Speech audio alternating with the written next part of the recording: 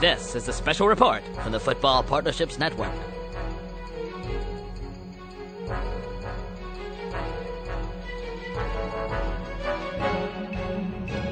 Having recently announced the date of the first international FPN function taking place in Manchester, England on August 27, Alex Cadler speaks with Adrian Storrs, Football Partnerships Networking Captain for the Greater Manchester area. Here is an excerpt of that interview. Joining me on the line is Adrian Storrs, Football Partnerships Networking Captain for the City of Manchester, England, and the Director of Acrobat Consulting and Marketing Limited. Adrian, thank you for taking time to speak with me, and it's an extreme privilege for me because we have just announced this week that we are going to bring a Football Partnerships Network event to Manchester. I have to say it's a privilege for you, Alex, and we're absolutely delighted as well to have the inaugural launch of the Football Partnerships Network in the UK from the northwest area of England, and in particular the Manchester area. Before we excite people about what the event is going to be about and what they can expect, tell us a little bit about Acrobat, what your role is there, and then we'll evolve towards how you got involved in football partnerships. Happily do that, Alex.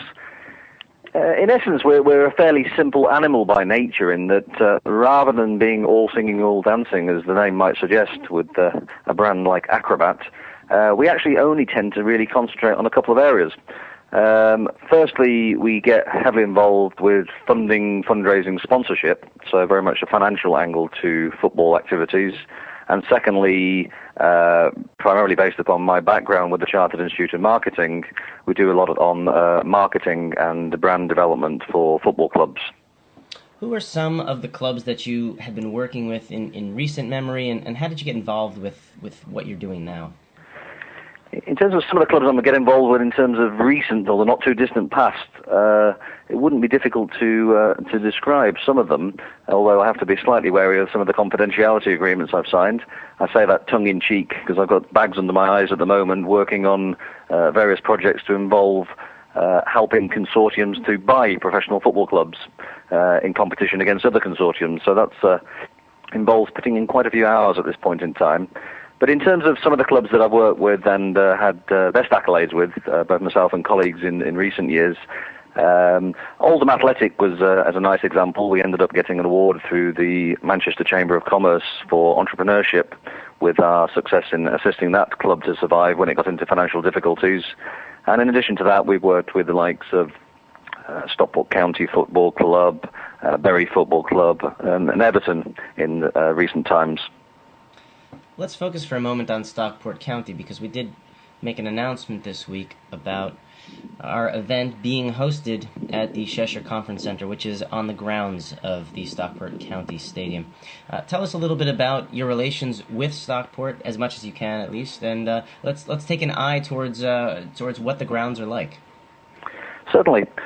I have to say there wasn't a hidden agenda in terms of selecting Stockport for the first venue. We thought fairly long and hard about where would be a suitable facility to give the right sort of exposure to football partnerships, but also deliver a memorable and enjoyable experience for the delegates that might well attend on that first event. And after consulting with a variety of clubs, both professional, semi-pro, amateur, but also other general sporting facilities in the Manchester area, we opted for Stockport County Football Club and the Cheshire Conference Centre, I think for a variety of reasons.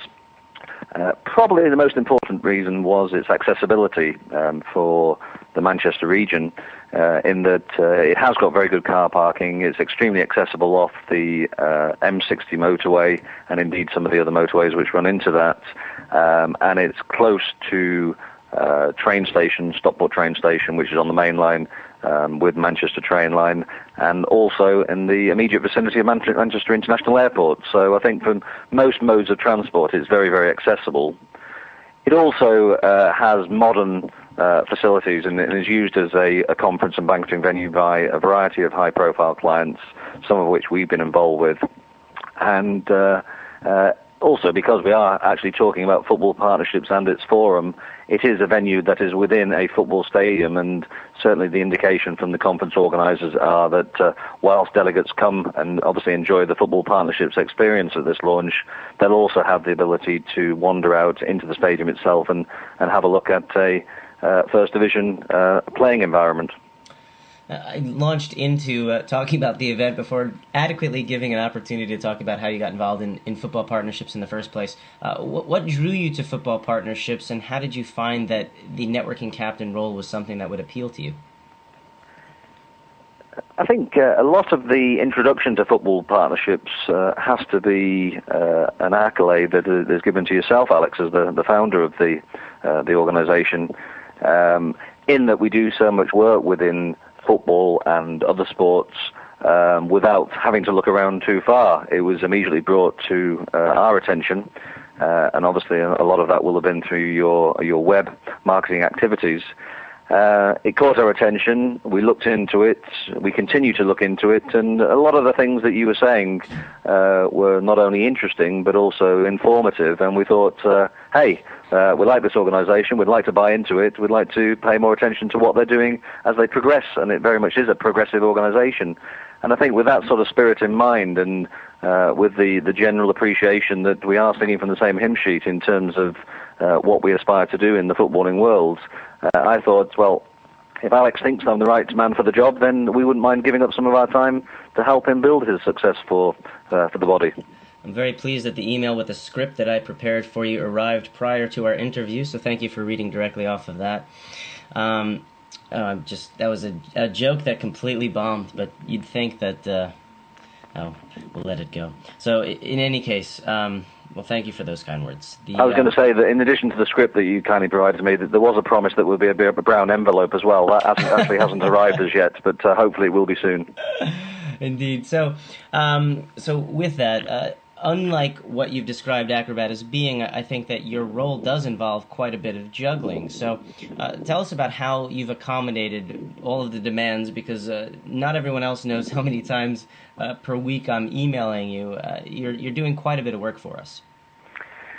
Yeah, I mean, one thing that was very clear at the onset was what the FPN captain role involved, and you were quite right to test us out in the early stages to see if there was a fit with ourselves as people, but also ourselves in terms of our time commitments with our careers. And so I was under no illusion about how much work would be involved with it, and it is slowly going to be gathering pace, but still something I'm extremely comfortable with, because I've signed up to work with you on that. I think the very nature of the work that we have to do in life, which is consultancy, which is something I've now been doing for some 25 years, means that at any point in time you're always working for more than one client. I would think in essence you're probably working for up to 10 clients at any time. And I think with that in mind, you're constantly used to juggling projects and being aware of timescales and being aware of outcomes and being aware of targets that you've got to hit. And so football partnerships is a critical project within my other portfolio of activities I have to do. Now, there's a number of other operators out there that focus on the business-to-business market, and I would consider them partners of football partnerships.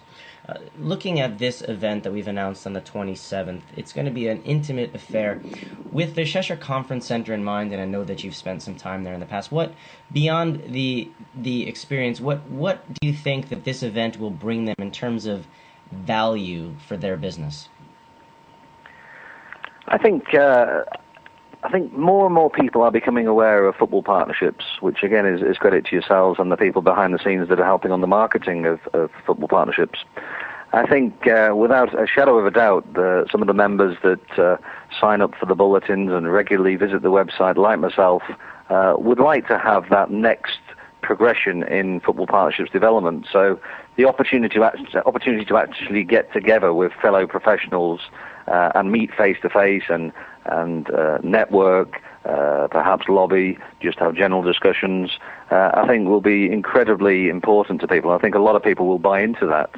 But I think you're right as well as that. There are a variety of people, because we know that there's interest from people within the playing side in terms of pro clubs, semi-clubs, pro clubs, amateur clubs, etc. But it's a big, big world, the football world, and there's an awful lot of suppliers that supply into that world.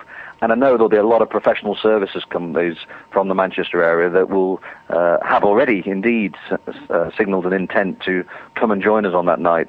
Again, to share notes, but also just to meet other people that are all in the same sector.